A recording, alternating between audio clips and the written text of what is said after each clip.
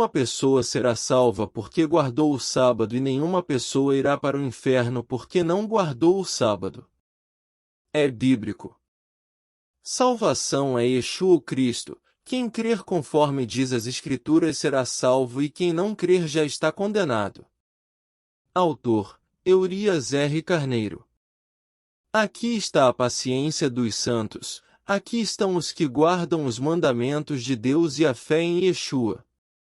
AP 14, 12. Primeiro.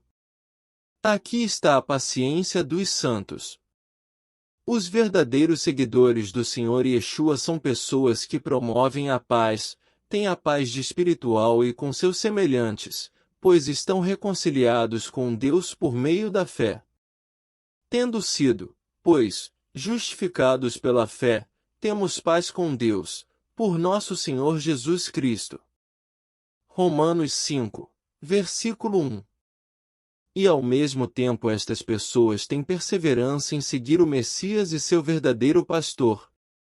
Segundo, os que guardam os mandamentos de Deus.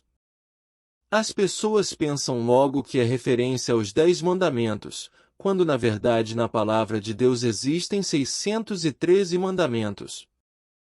Em verdade existem vários mandamentos que não estão inclusos entre os 10 escritos no Monte Sinai, e estes são em muito superior à validade do escrito no Monte Sinai. Estes mandamentos suplantam e ofuscam os que foram escritos em pedras. O próprio Cristo afirmou de forma contundente. Um grande erudito da lei tentou enrolar a Cristo e assim o poder condená-lo como filho bastardo de Deus. Assim o interrogou: Mestre, qual é o grande mandamento na lei? Mateus 22, versículo 36. A preocupação deste líder religioso não era como a pessoa deveria proceder para ser salva, e sim, quanto à guarda da lei que é o mais importante. Desta forma algumas religiões estão procedendo da mesma forma, tudo é focalizado apenas na lei. E Yeshua o Cristo ensinou quais são os 2 grandes e superiores mandamentos da lei dos quais todas as leis bíblicas dependem desses 2 mandamentos. O impressionante é que estes 2 mandamentos não estão inclusos no Decálogo e as religiões manipulam tentando inserir os mesmos no contexto dos 10 mandamentos. Primeiro grande mandamento é amar a Deus de todo o coração, ou seja, em seu coração só existe lugar para Deus, e isto a pessoa demonstra em seu viver diário, sem a necessidade de estar ligado a esta ou aquela denominação. Como o coração governa a alma, esta ama a Deus sobre qualquer coisa ou circunstâncias, e como a alma governa os pensamentos, os mesmos procedem da mesma forma. Segundo o grande mandamento, devemos amar o próximo como a si mesmo, ou seja, se eu não me amo eu não terei a capacidade para amar o próximo. Para que eu possa amar a mim mesmo e ao próximo eu devo ter em minha vida Deus. Ele é o amor. Sem Deus é impossível amar de verdade. Para aprisionarem as pessoas e manterem escravas no sistema religioso e no engano, algumas religiões mentem ao afirmarem que os 4 primeiros mandamentos referem-se ao amor a Deus. Não é verdade, esta é a verdade. Os 4 primeiros mandamentos são obrigações e jamais demonstrações de amor. Continuando com seus enganos, estas mesmas religiões ensinam que os outros 6 são a demonstração de amor ao próximo. Também não é verdade, esta é a verdade. Os 6 últimos mandamentos são obrigações para termos bons relacionamentos com o próximo. A palavra do Eterno chama a lei das pedras de, primeiro, ministério da morte e jamais ministério do amor. 1 Coríntios 3, versículo 7, e de ministério da condenação e jamais ministério do amor. 1 Coríntios 3, versículo 9, lei da escravidão e jamais lei do amor. Gálatas 4, versículo 24.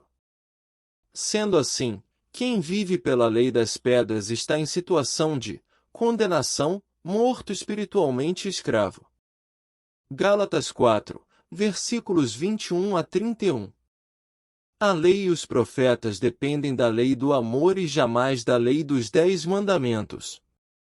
Mateus 22, versículo 40.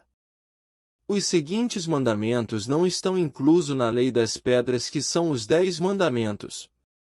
Primeiro, os 2 livros de Coríntios são mandamentos de Deus e não estão inclusos no Decálogo. 1 Coríntios 14, versículo 37. Segundo, apesar da existência dos 2 grandes mandamentos, existe o primeiro de todos os mandamentos e que é superior a todos, é dar ouvidos à voz de Deus e reconhecê-lo como o único Deus. Sendo assim, Ellen White mentiu quando afirmou que o mandamento do sábado é superior a todos os outros existentes. Marcos 12, versículo 29. Paulo ensinou a validade dos seguintes mandamentos: não adulterarás, não matarás, não furtarás, não darás falso testemunho, não cobiçará. E terminou afirmando: se porventura tiver outro mandamento, eles devem ser resumidos nesta palavra: amarás ao teu próximo como a ti mesmo. Romanos 13, versículo 9. Em resumo, o Senhor Yeshua o Cristo deu vários mandamentos aos apóstolos até o dia em que subiu. O interessante é que ele jamais mandou obedecer ao mandamento da lei do sábado e muito menos a do dízimo, sendo ele a própria verdade. Se você observar com honestidade, não estou afirmando que não deva guardar os 10 mandamentos. Atos 1, versículo 2. Temos novos mandamentos a ser vividos. Afirmação do Espírito Santo. Outra vez vos escrevo um mandamento novo. 1 João 2, versículo 8. Afirmação de Cristo. Um novo mandamento vos dou. João 13, versículo 34. Afirmação do Espírito Santo. O mandamento antigo que requer obediência é a palavra de Deus. A besta é um poder político-religioso que governa o mundo ou em parte. O cristianismo apóstata governa o continente europeu e o americano. O islamismo o continente africano. O budismo governa o continente asiático. Portanto, são 3 bestas, mas uma delas vai suprimir as outras 2 para reinar com totalidade. E isto acontecerá quando o filho da perdição subir no trono para governar e se autoproclamar Deus. Ninguém de maneira alguma vos engane, porque não será assim sem que antes venha a apostasia, e se manifeste o homem do pecado, o filho da perdição, o qual se opõe, e se levanta contra tudo que se chama Deus, ou se adora, de sorte que se assentará, como Deus, no templo de Deus, querendo parecer Deus. 2 Tessalonicenses 2, versículos 3 e 4. Quarto, sua imagem. As igrejas, sem exceção de nenhuma, são todas cópias destas 3 bestas. As mesmas copiaram algum tipo de adoração ou doutrina em detrimento dos ensinamentos das Sagradas Escrituras, substituíram o Espírito Santo pela teologia ou por seus profetas. Isto as identificam como cópias da besta e estão em desafio aos princípios estabelecidos por Deus e seu governo. Quinto, receber o sinal na sua testa. Este sinal é a escolha que a pessoa fez de consciência. A palavra de Deus afirma que ele envia a verdade para que a pessoa creia e seja salva. Mas, se rejeitar o amor da verdade, Deus permite que a operação do erro entre na vida da pessoa para que ela creia na mentira e fique na perdição. Não é a escolha de Deus e sim do indivíduo. Sendo o selo da salvação o Espírito Santo e jamais o sábado, como tem sido ensinado, e não entristeçais o Espírito Santo de Deus, no qual estáis selados para o dia da redenção. Efésios 4, versículo 30. A marca da perdição é o espírito da mentira, e foi-lhe concedido que desse espírito a imagem da besta, para que também a imagem da besta falasse. AP 13, versículo 15. 2 Tessalonicenses 2, versículos 3 e 4. Lucas 6, versículo 18. Apocalipse 16, versículo 13 e 18, versículo 2. Por meio deste ou destes espíritos imundo e demoníaco as religiões estarão unidas para batalhar a guerra do Armagedon contra o Altíssimo. Porém não é com a guarda do domingo que haverá o controle como tem sido ensinado, será usado algum tipo de tecnologia para controlar o compra e vende identificando quem recebeu a marca da besta. Sexto. Ou na sua mão. O selo é colocado de forma consciente no salvo e é isto que o Espírito Santo faz aos que são fiéis a Deus, ao contrário da besta que em vez de colocar um selo ele coloca na mão ou na testa uma marca. A marca é resultado de algum tipo de violência física, como é uma imposição violentando a consciência ou o físico de seus seguidores, fica a marca que é o resultado. No caso do selamento pelo Espírito Santo é apenas um selo porque não é instituído por meio da violência psicológica ou física, e sim, a pessoa tem a liberdade de escolha de aceitar ou rejeitar, já na posição da besta é independente da pessoa aceitar ou não. Não existe a escolha por meio da violência física, espiritual e psicológica. Também este beberá do vinho da ira de Deus, que se deitou, não misturado, no cálice da sua ira, e será atormentado com fogo e enxofre diante dos santos anjos e diante do Cordeiro. Apocalipse 14, versículo 10. Sétimo. Também este beberá do vinho da ira de Deus, que se deitou, não misturado, no cálice da sua ira.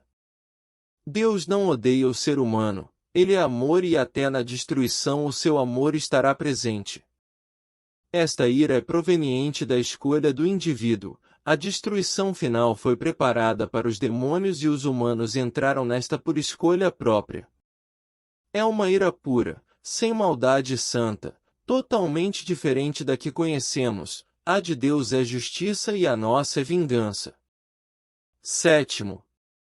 Será atormentado com fogo e enxofre.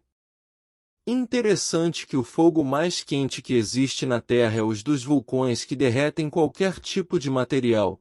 O segredo para tamanha temperatura é que o fogo dos vulcões está misturado com enxofre. Fogo e enxofre é a temperatura ideal para destruir os demônios e suas obras. Para o ser humano só o simples fogo os destruiria. Porém, o termo correto para este fogo destruidor é plasma. O plasma destrói até o espírito. Ou seja, para destruir os anjos caídos será usado o plasma que é o fogo mais quente do universo. Oitavo. Diante dos santos anjos e diante do Cordeiro. Com certeza ao ver suas criaturas sendo destruídas, Deus vai sofrer e consequentemente os santos anjos.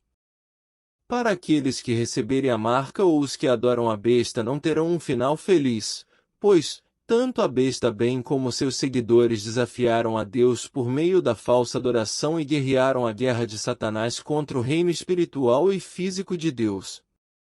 E a fumaça do seu tormento sobe para todo sempre, e não tem repouso nem de dia nem de noite os que adoram a besta e a sua imagem, e aquele que receber o sinal do seu nome. Apocalipse 14, versículo 11.